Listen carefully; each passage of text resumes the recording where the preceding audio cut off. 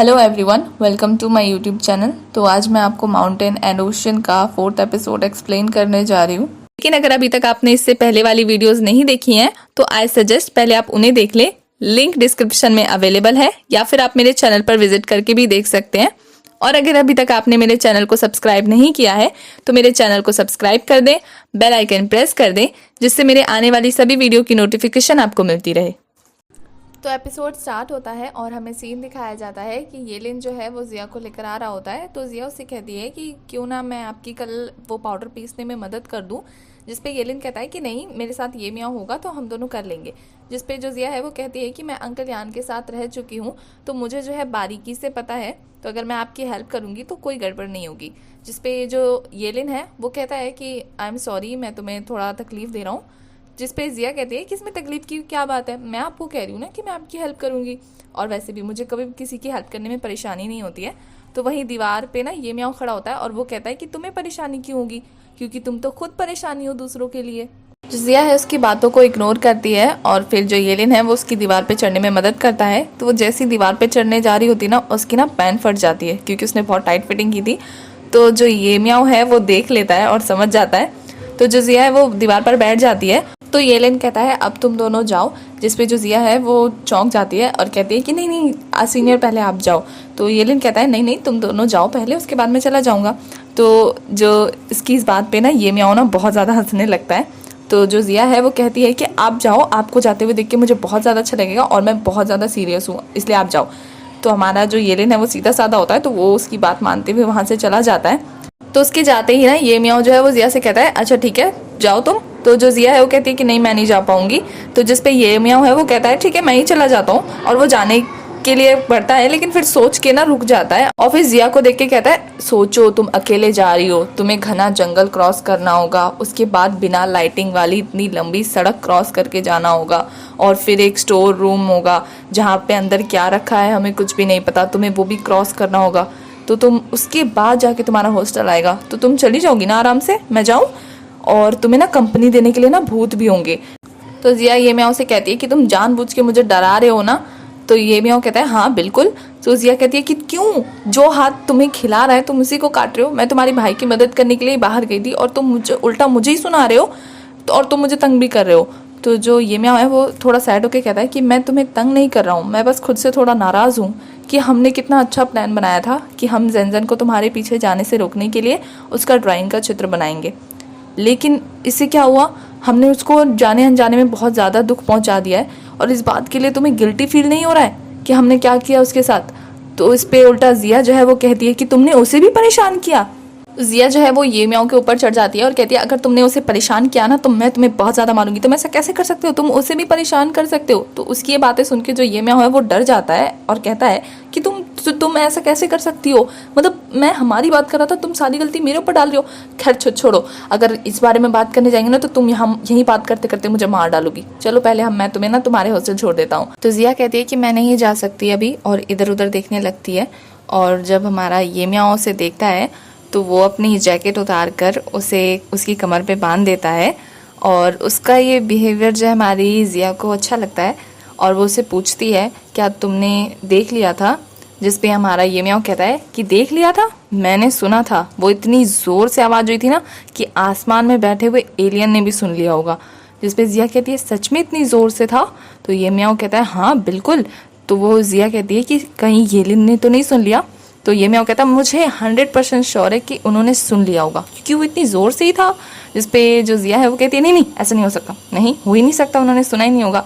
जिस पे ये मैं कहता है तुम्हें पक्का यकीन है, ठीक है तो एक काम करते हैं हम पूछ के देख लेते हैं, मैं ना ये लेन को कॉल करके देखता हूँ। जिस पे जिया कहते हैं नहीं उसे कॉल करने की जरूरत नहीं है। ये मैं कहता है एक बार पूछने में क्या दिक्कत है, मैं फोन करके उसे कंफर्म ही कर लेता हूँ कि उसने ये आवाज़ सुनी थी या नहीं सुनी थी। जिस पे जो जिया है वो कहती है कि तुम आमतौर पे तो ऐसे नहीं होते, तो तुम इतना क्यों सताते हो मुझे, तुम्हें तंग करने में मज़ा आता है। और वो ना उसे कुछ बोलने वाली होती है। तो ये मैं कहता है अगर तुम चाहती हो कि मैं उसे कॉल ना करूँ तो एक काम करो, मुझसे ना तुम रिक्वेस्ट करो, खूब प्यार से रिक्वेस्ट करना।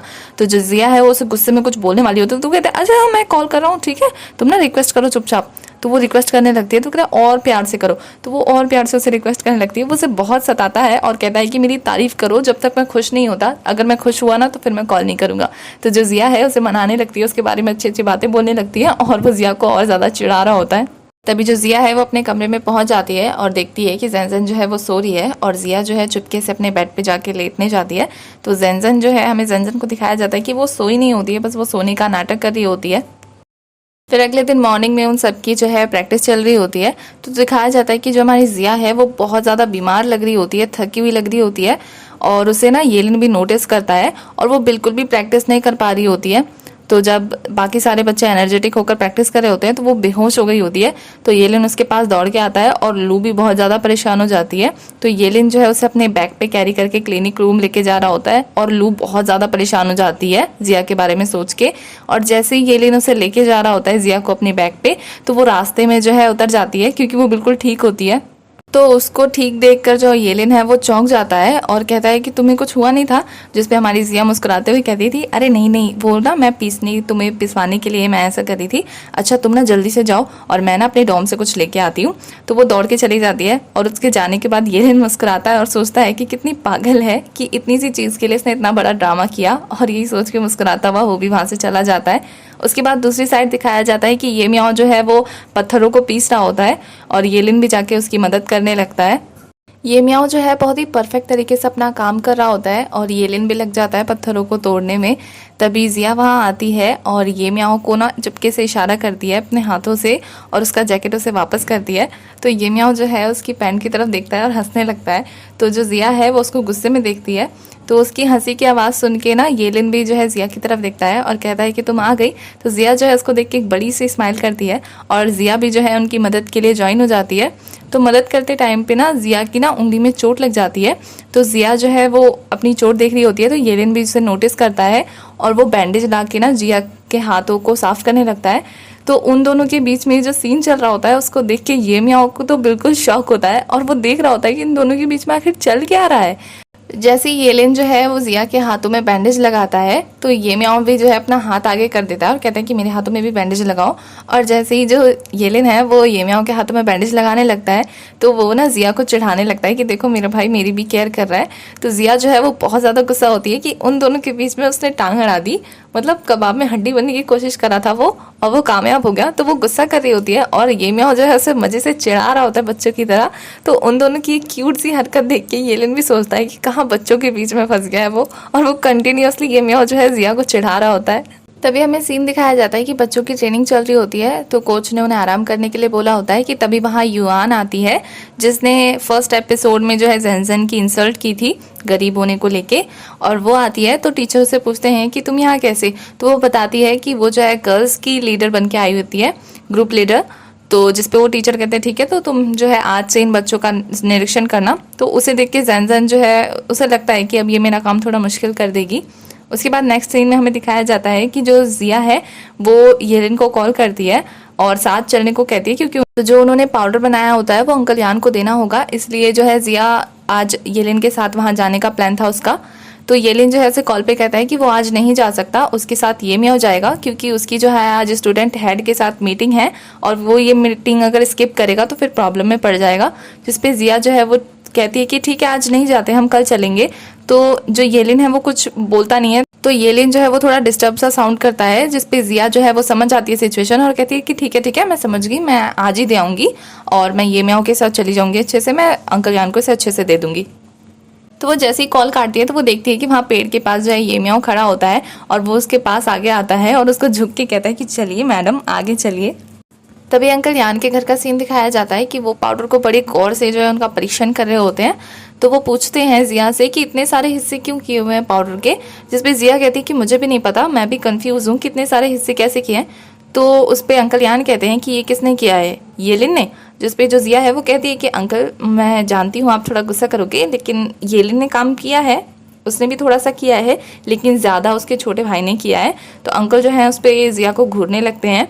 वहीं दूसरी तरफ जैनजन भी कहीं जा रही होती है रात के अंधेरे में और युयान भी नोटिस करती है उसे और वो उसका पीछा करने लगती है।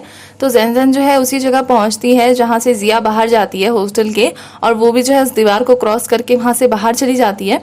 और युयान जो है इस मौके का फ़ायदा उठाती है और वो जैनजन से बदला लेने के लिए ना स्टूडेंट कमेटी को कॉल करती है और कहती है कि उसे जो है स्टूडेंट की जो है जाँच करनी है रात में कि कौन कौन जो है वो रूम में मौजूद है और कौन कौन कहीं बाहर गया है। और वो स्माइल करने लगती है। उसके बाद सीन फिर से अंकल यान के यहाँ का दिखाया जाता है, जहाँ अंकल यान ने जो है वो ये मियाँ को बुलाया होता है अपने पास और वो जाके उनके पास बैठते हैं। तो ये मियाँ जो है वो इशारे से जिया से पूछता है कि क्या हुआ है, जिस पे जिया कहते हैं कि इशारे से कि मुझे भी कुछ भी नहीं पता। तो अंकल यान जो है वो कहते हैं कि तुमने इन गहरे नीले रंग को अलग किया है, जिस पे जो ये मियाँ है वो कहता है हाँ। तो अंकल यान कहते हैं कि तुमने इन्हें अलग अलग क्यों किया है, सब तो एक जैसे हैं। तो ये मैं कहता है कि गलत, सब एक जैसे नहीं है, साफ साफ पता चल रहा है कि ये जो है हल्के रंग से गहरे रंग के बीच में है, तो मैंने इसलिए इन्हें अलग अलग किया है। तो अंकल जो है वो फिर से देखने लगते हैं। तो ये म्याऊ जो है फिर से जिया की तरफ देख के कहता है कि इन्हें हुआ क्या है। तो जिया जो है वो कंफ्यूज लुक देती है। तो अंकल यान जो है वो ये म्याऊ को कुछ और कलर की पुड़िया देते हैं और कहते हैं कि अब इन्हें अलग अलग करो। तो जिसपे जो जिया है वो कलर्स देख के कहती है कि सारे तो सेम लग रहे हैं। तो ये म्याऊ जो है वो कलर को गौर से देखता है और उन्हें सेट कर देता है उनके कलर के डार्कनेस के अकॉर्डिंग। तो अंकल यान जो है वो उन्हें कलर्स को देखते हैं और चौंक जाते हैं और वो ये म्याऊ को गौर से देखने लगते हैं। वो ये म्याऊ को वही कलर का बॉक्स देने लगते हैं जिस कलर के बॉक्स के लिए येलिन आया होता है। तो वो कलर का बॉक्स देते हैं और कहते हैं कि मैं तुम्हें ये देने के लिए तैयार हूँ, लेकिन मेरी एक शर्त है कि तुम्हें जो है मेरे स्टूडेंट बनकर मेरे साथ सीखना होगा। तो अंकल यान की बातें सुन के जो ये म्याऊ है उसका रिएक्शन तो कुछ ऐसा होता है। अगले ही पल दिखाया जाता है कि ये म्याऊ जो है वो घर से भाग के निकलता है और अपनी साइकिल पे बैठता है। तो जो जिया है उसके पास आके उसे कहती है कि एक बार मेरी बात तो सुन लो, हम कुछ डिस्कस कर लेते हैं इस बारे में। तो ये म्याऊ कहता है कि क्या डिस्कस कर लेते हैं, इसमें डिस्कस करने की क्या बात है, मुझे करना ही नहीं है, मुझे अब ये नाटक और करना ही नहीं है। जिसपे जिया कहती है कि तुम अपने भाई के लिए इतना नहीं कर सकते। तो जिया कहती है कि तुम्हारे भाई को ये चाहिए। तो ये म्याऊ कहता है कि भाई को ये चाहिए इसलिए मैं अपनी बलि चढ़ा दूं, ऐसा बिल्कुल नहीं होगा। और ये बोल के ना वो वहां से साइकिल लेके भागने लगता है और जिया जो है वो छाता ऑन करके उसके पीछे भागने लगती है और पीछे मुड़ के अंकल यान को कहती है कि अंकल यान चिंता मत कीजिए, ये आपका स्टूडेंट बनेगा और मैं इसको जबरदस्ती यहाँ पे मना के लाऊंगी। और वो भी उसके पीछे पीछे भागने लगती है। तो युयान जो है वो सभी के रूम की चेकिंग कर रही होती है, तभी वो जेनजेन के रूम के पास आती है और स्माइल करती है। तो वो जेनजेन का रूम खटखटाती है, 2-3 बार खटखटाती है लेकिन कोई नहीं आता है। तो वो कहती है कि मैंने कहा था ना कि बच्चे जो है वो नहीं होंगे। तभी जो है जेनजेन गेट खोल देती है और जो युयान है उसका चेहरा पीला पड़ जाता है। तो जेनजेन कहती है कि कुछ चाहिए था आपको सीनियर। तो युयान कहती है कि नहीं, मैं बस चेकिंग करने आई थी रैंडमली। और फिर जो युयान है वो जाने लगती है। तो जेनजेन जो है उसे कहती है कि अगर आप यहाँ तक आई गई हैं तो एक काम करिए ना, हमारे रूम के अंदर आके चेक करिए। मतलब जेनजेन ने जानबूझ के ये सब किया होता है क्योंकि उसे पता है कि जिया जो है वो नहीं है और युयान चेकिंग करेगी उसको जाते हुए देख के। तो वो जिया को फंसाने के चक्कर में ये सब किया होता है उसने। तभी दूसरी साइड सीन दिखाया जाता है कि ये म्याऊ जो है वो जिया को साइकिल पे बिठा के ला रहा होता है और जिया उसे समझाने की कोशिश करती है। तो ये म्याऊ जो है वो ब्रेक मारता है और जिया जो है साइकिल से उतर के उससे कहती है कि तुम्हारे भाई को वो कलर्स मिलने वाले थे, अब देखो तुम्हारी गलती के चक्कर में अंकल यान गुस्सा हो जाएंगे।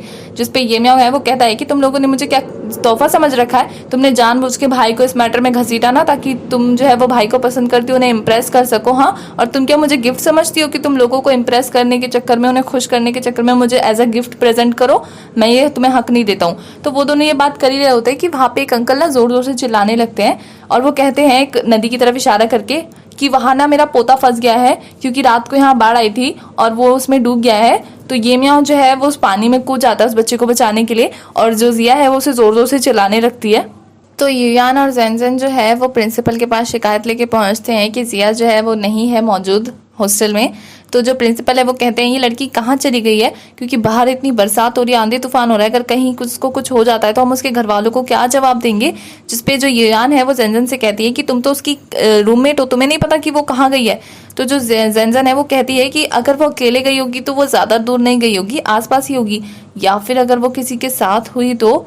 तभी जो है एक स्टाफ आता है दौड़ते हुए और प्रिंसिपल को बताता है कि बॉयज़ हॉस्टल से जो है ये म्याऊ गायब है। तो ये बात सुन के जो जेनजेन है वो चौंक जाती है और कहती है कि ये म्याऊ क्यों, उसकी जगह तो येलिन को होना चाहिए ना। तो उसकी ये बात सुन के जो युयान है वो उसको टैप करती है और कहती है कि तुम क्या बकवास कर रही हो। तो प्रिंसिपल कहते हैं कि ये म्याऊ भी गायब है, ये म्याऊ के भाई को बुलाओ और इसके बारे में उसकी फैमिली को बताओ कि वो जो है हॉस्टल में मौजूद नहीं है। तभी प्रिंसिपल उस स्टाफ से कहते हैं कि जाओ येलिन को बुला के लाओ। तभी येलिन कहता है कि सर मैं यहाँ हूँ। तो जो प्रिंसिपल है वो कहते हैं कि तुम अच्छे टाइम पे आए हो, तुम्हें पता है तुम्हारा भाई जो है हॉस्टल में नहीं है, वो हॉस्टल से बाहर चला गया है, तो तुम अपनी फैमिली को इन्फॉर्म करो। जिसपे येलिन जो है वो कहता है कि सर वो लोग वापस आ गए हैं। और फिर वो लोग गेट की तरफ देखते हैं, तभी गेट पे जो है जिया और ये म्याऊ दिखते हैं। तो प्रिंसिपल जो है अगले ही वक्त उन्हें डांट रहे होते हैं और येलिन जो है उन्हें बाहर से देख रहा होता है। तो उसके पीछे युयान भी जो है वो नर्वस हो गई होती है और वो येलिन से कहती है कि येलिन मुझे माफ़ कर दो, ये सब मेरी गलती है, मुझे नहीं पता था कि ये म्याओ भी इसमें शामिल होगा, मैंने तो बस जिया का नाम दिया था और ये म्याओ भी पकड़ा गया। जिस पे येलिन कहता है कि इसमें तुम्हारी गलती नहीं है, ये तो तुम्हारी ड्यूटी थी। तो येलिन कहता है कि मुझे एक चीज़ में थोड़ी सी अजीब लग रही है कि तुम्हें अचानक से ये स्टूडेंट के रूम्स चेक करने का ऑर्डर किसने दिया। जिस पे जो युयान है वो जेनजन का नाम लेने ही वाली होती है, तो येलिन को देख के जो अपनी बात बदलती है और कहती है कि मुझे प्रिंसिपल ने ऑर्डर दिया था कि तुम्हें स्टूडेंट की एक बार चेक कर लेनी चाहिए रूम्स वगैरह। तो येलिन के एक्सप्रेशन से ये नहीं लग रहा था कि वो मान चुका है युयान की बातों को, उस पर अभी भी मतलब उसको अभी भी उस पर कुछ डाउट हो रहा था।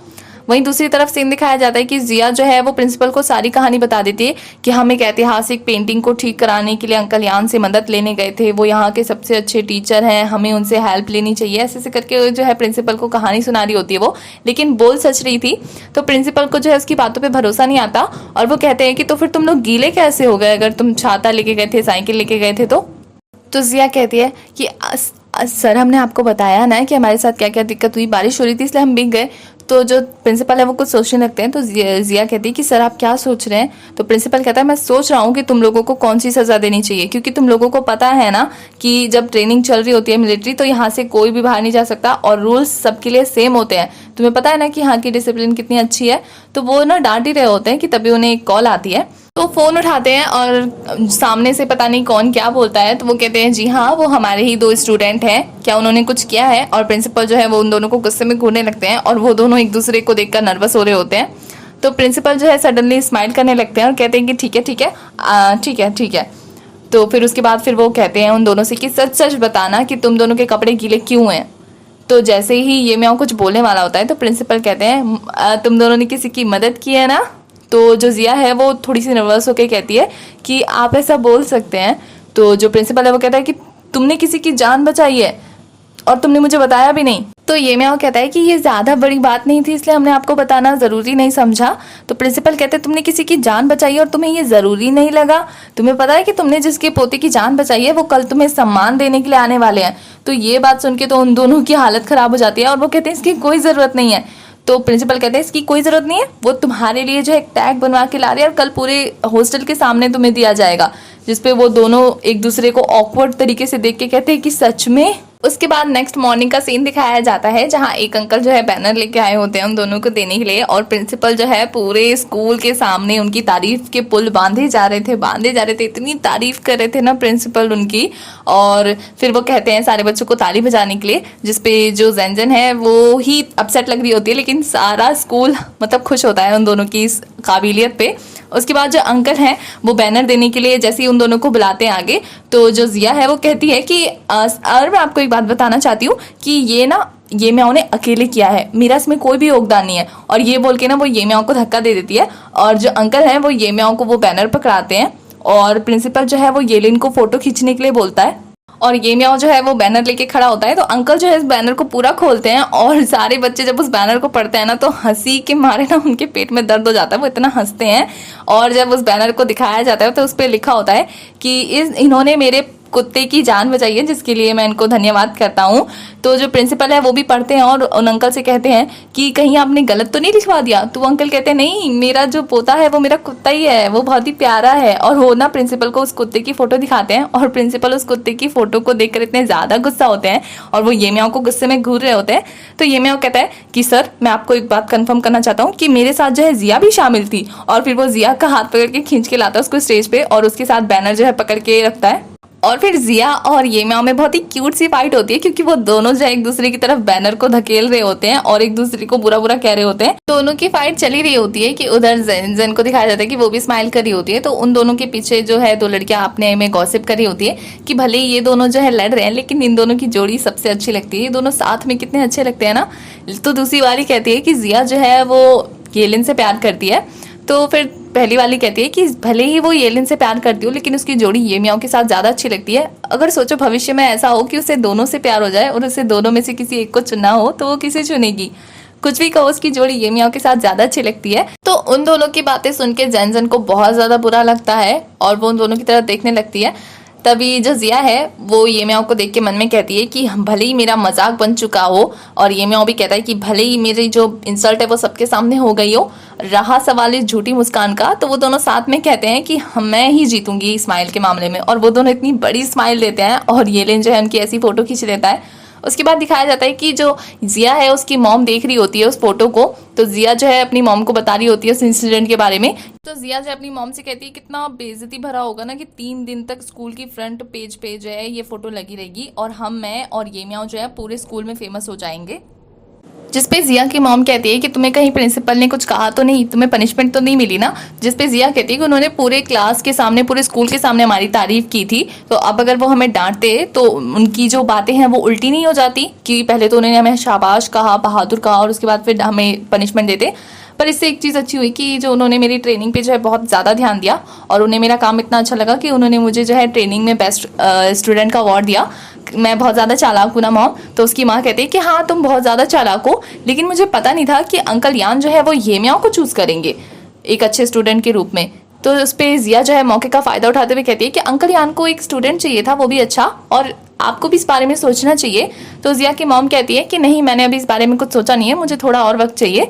जिसपे जिया कहती है कि मॉम सोच के देखिए ना, मुझे लगता है कि आपके स्टूडेंट में जो खूबियां होनी चाहिए ना, मेरे पास एक ऐसा इंसान है जिसके अंदर ये सारी खूबियां हैं और मुझे लगता है कि वो आपका बेस्ट स्टूडेंट बनेगा। और वो येलिन का नाम लेती है। दूसरी तरफ अंकल यान का सीन दिखाया जाता है कि येलिन जो है अंकल यान के आमने सामने बैठा होता है। तो अंकल यान कहते हैं कि ये म्याओ कहाँ है। जिस पे येलिन कहता है कि अंकल यान, मैं आपको बता दूं कि मुझे वो कलर्स चाहिए क्योंकि मुझे एक पुरानी पेंटिंग को ठीक करना है और वो कलर्स उस पेंटिंग को ठीक करने के लिए बहुत ज़्यादा सूटेबल है। लेकिन रहा सवाल ये म्याओ का, तो वो आपका स्टूडेंट बनना चाहता है या नहीं, इसका फैसला मैं नहीं कर सकता। जिस पे अंकल यान जो है वो हंसते हैं और कहते हैं कि आजकल की जो पीढ़ी है वो ऐसी चीज़ों में दिलचस्पी नहीं रखती है, तो क्या पता वो चूज़ करे ना करे। जिसपे येलिन जो है वो कहता है कि ऐसा नहीं है, लेकिन मुझे जिस चीज़ के लिए चाहिए, तो वो अपना फ़ोन निकालता है और अंकल यान को देता है।